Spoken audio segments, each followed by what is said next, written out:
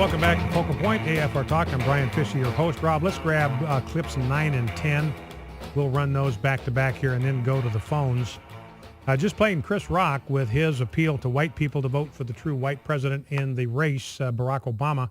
Here's Bill Maher. Now, listen to the racism and the stereotyping from Bill Maher. This is just kind of amazing to me. Here's Bill Maher on his HBO show, Real Time. This is what he said on Friday night. So I would just like to say, for anyone thinking about voting for Mitt Romney, if that's who you are, if you're thinking about voting for Mitt, I would like to make this one plea. Black people know who you are, and they will come after you. So that's Bill Maher. Black people know who you are. If you vote for Mitt Romney, they will come after you. And yet we're the racists, and we're the bigots, and we're the ones that stereotype.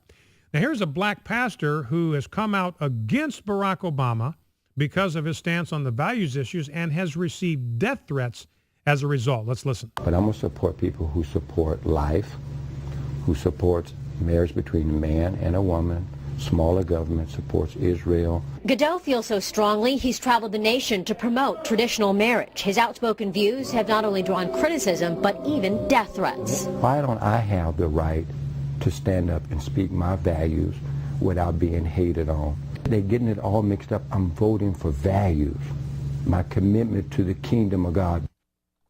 So he says, I'm voting values, and as a result, he's been getting death threats.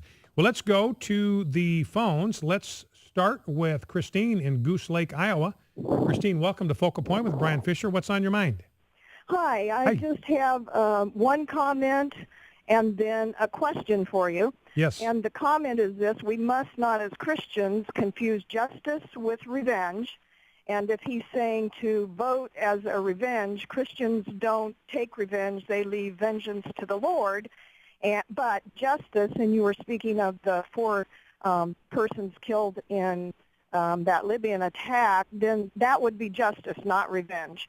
That's my comment, but here's my question. Came to me in the middle of the night.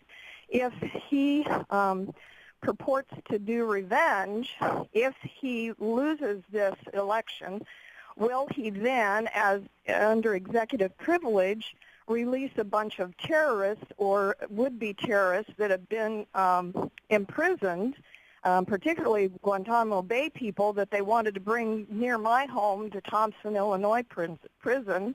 Would he turn them loose as revenge? Or if he is elected as a friendship measure for the Muslim Brotherhood, will he release some of those same people? That's my question. Well, and that's a very good question. And, I honestly do not know what Barack Obama will do if he does lose this election. I appreciate your call, Christine. But, he's issued a whole batch of executive orders that are completely unconstitutional and unlawful.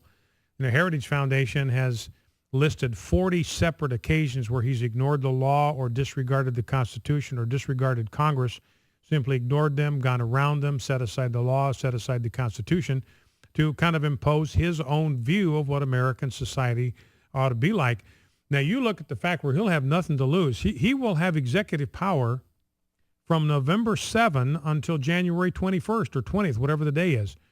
He'll have executive power for more than 2 months, almost 2.5 months he'll have executive power, and he's already shown a willingness to use that executive power to ignore the law and ignore the Constitution, no telling what he would do. And I do believe that we're looking at a man who has a fundamental dislike for America. He believes that America is racist to its core, that we were conceived as a racist country, that racism is in our DNA, it's in the wallpaper of this land. And that's why he wants to fundamentally transform America. He does not believe that America can be saved, doesn't believe it can be redeemed, doesn't believe it can be reformed. He thinks it needs to be trashed and then rebuilt according to the tenets of Karl Marx and socialism. That's what he believes. And this is a white, oppressive, racist, oppressive colonial power that needs to be brought to its knees. It needs to be punished for its racism. It needs to be flogged for its racism. It needs to be destroyed for its racism so a true, fair, and equal and just society can be built on the rubble. And if he knows he's only got 2.5 months to complete the job, I mean, there is no telling what he might do. I understand from a story today that he's got his EPA staff out there working overtime to come up with regulations. They're holding off on this till after the election because they don't want the American people to know what they're doing. But EPA regulations that would essentially prevent the building of another coal-fired plant ever. It would terminate the building of coal-fired plants for the rest of time and eternity in America. Never see another coal-fired plant built due to EPA regulations, and they're hustling to try to get these regulations done and issued so they go into effect. You got 60 days before they go into effect. They want to get those things into effect before Mitt Romney takes office so that they're in place and working their dark magic before he gets a chance to put a stop to it. So that's going on right now, and who knows what else Barack Obama has got up his sleeve.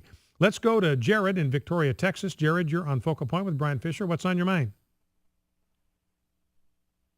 Jared, we got you. Okay, there we go. All right, Jared, you're on Focal Point. Go ahead. What's on your mind? Couple comments and a quick question. All right. First of all, no matter what side of the aisle you're on, if you don't go out and vote tomorrow, you can't cry over spilt milk if you left the top off of it. Secondly, I hate to quote Hollywood, but if we do fall tomorrow, Tree of Liberty must be refreshed from time to time with the blood of patriots and tyrants. I'll say that.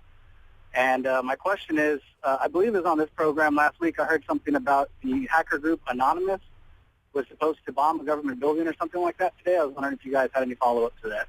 All right, I appreciate your call, Jared. I don't have any information about what Anonymous is up to. That threat to blow up a building, that's the first I've heard of that. So that's kind of news to me, so I don't have any updated information on that. I don't know if you saw what happened down in Houston with the NAACP taking over a Houston polling station. They just completely took it over. Not only are you not allowed to do any kind of campaigning or politicking within 100 feet of a polling place, they didn't mess with that. They just went right inside and took over the whole place. Polling place at 6719 West Montgomery Road. They were advocating for President Barack Obama inside the polling station. 3 NAACP members showed up to the 139 precinct location with 50 cases of bottled water, began handing out bottles to people in line wearing NAACP labeled clothing. They were stirring the crowd, talking to voters about flying to Ohio to promote President Barack Obama. Somebody tried to stop them, and they just got flat out ignored. Let's go to Greg in Wintersville, Ohio. Greg, you're on Focal Point with Brian Fisher. What's on your mind? Hi, Brian. How you doing today, brother? Doing good. How are you? Oh, blessed. Very blessed, I must say. Great.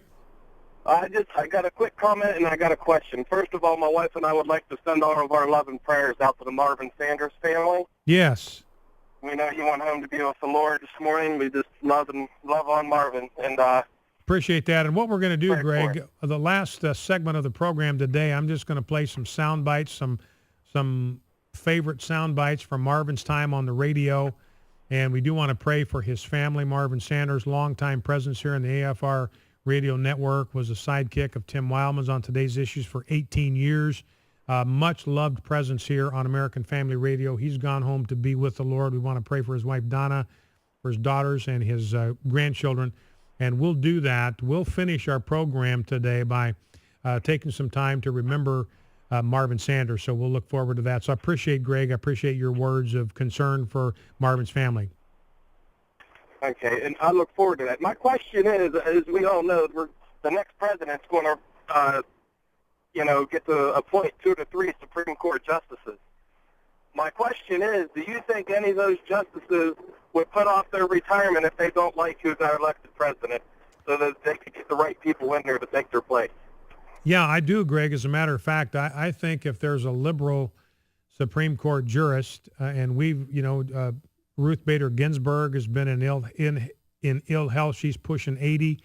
But I sincerely believe that if Mitt Romney is elected president, she'll try to last out his first term in hopes that a Democrat will be elected in 2016.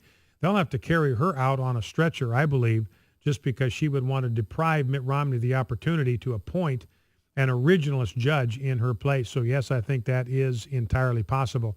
And if you have, again, this is another reason why these Senate races are important, because if Mitt Romney does win the presidency, then the Democrats will do their dead level best to shortstop any nominees that he brings forward that would have any inclination to overturn Roe v. Wade. So it's going to be important to have some kind of firewall there in the Senate. Let's go to Michael in Northwest Alabama. Michael, welcome to Focal Point. What's on your mind?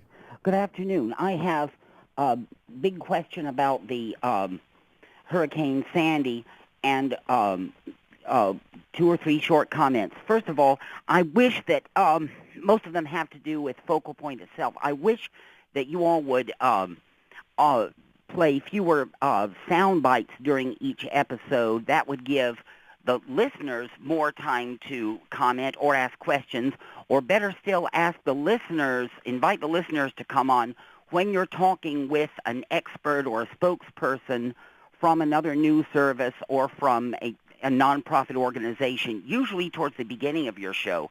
I just want more time for the listeners to chime in. Second, my heart really goes out also to Brian Sanders' family. I had no knowledge until today that he passed away, and I want to extend my great condolences to all of them.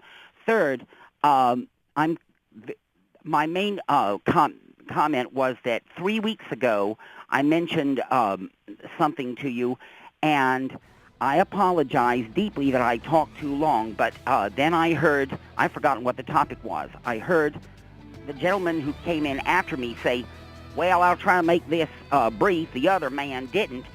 That gentleman doesn't know that I have a rare birth autism called Asperger's syndrome that causes people to not know all of the social cues.